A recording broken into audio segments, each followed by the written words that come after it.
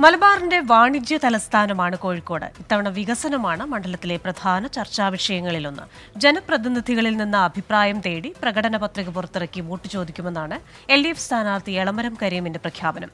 താൻ നടത്തിയ വികസന പ്രവർത്തനങ്ങൾ അക്കമിട്ട് നിരത്തി പ്രതിരോധിക്കുകയാണ് UDF സ്ഥാനാർത്ഥി MK രാഘവൻ. വികസന സാധ്യതകൾ ഒട്ടേറെയാണ് കോഴിക്കോട് മണ്ഡലത്തിൽ. രാഷ്ട്രീയ വിഷയങ്ങൾക്കൊപ്പം വികസനവും ചർച്ചയാക്കുകയാണ് മുന്നണികൾ. സാഹിത്യ കേന്ദ്രം മുതൽ മെട്രോ വരെയുണ്ട് സ്ഥാനാർത്ഥികളുടെ വാഗ്ദാനങ്ങളിൽ. വികസനമാണ് ഇത്തവണയും കോഴിക്കോട്ടെ മുന്നണികളുടെ തുറുപ്പുചീട്ട്. ജില്ലയ്ക്ക് കൃത്യമായ വികസനം ലഭിച്ചോ എന്നാണ് ചോദ്യം.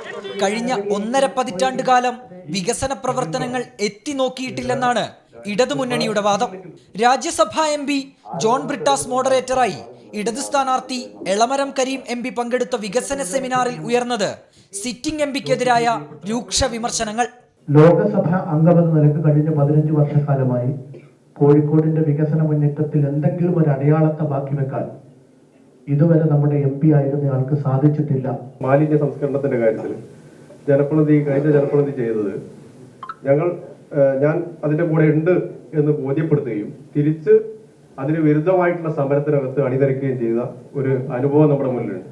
കോതിയിലെ മാലിന്യത്തോടും STP അതിനെല്ലാ തരത്തിലുള്ള പ്രതിബന്ധങ്ങളും സൃഷ്ടിച്ചത് അന്നത്തെ MP ആണ് എന്ന് എനിക്ക് പറയാതിരിക്കാൻ വയ്യ.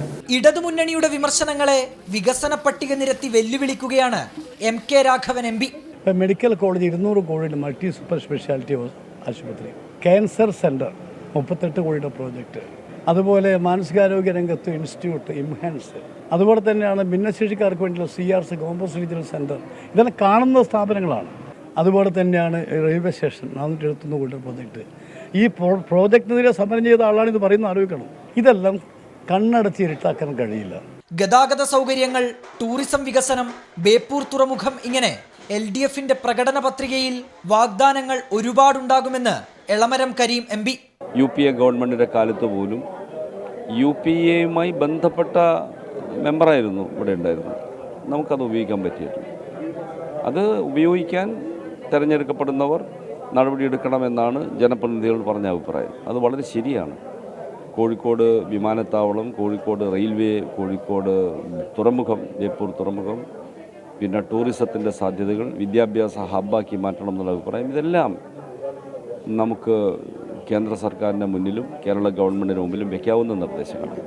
വികസന കാര്യത്തിൽ ആര് എന്ത് ചെയ്തുവെന്നും ഇനി എന്ത് ചെയ്യുമെന്നുമുള്ള വിലയിരുത്തലിലാണ് കോഴിക്കോടിന്റെ വോട്ട് മനസ്സ്. ആ വോട്ടുറപ്പിക്കാനുള്ള ഓട്ടത്തിലാണ് മുന്നണികൾ. ചർച്ച വികസനത്തെ ചുറ്റിപ്പറ്റിയാകുമ്പോൾ കോഴിക്കോട്ടുകാർക്ക് സന്തോഷമാണ്, അതിലുപരി പ്രതീക്ഷയും. അഭിജിത്ത് മുഴക്കുന്ന്, 24 കോഴിക്കോട്.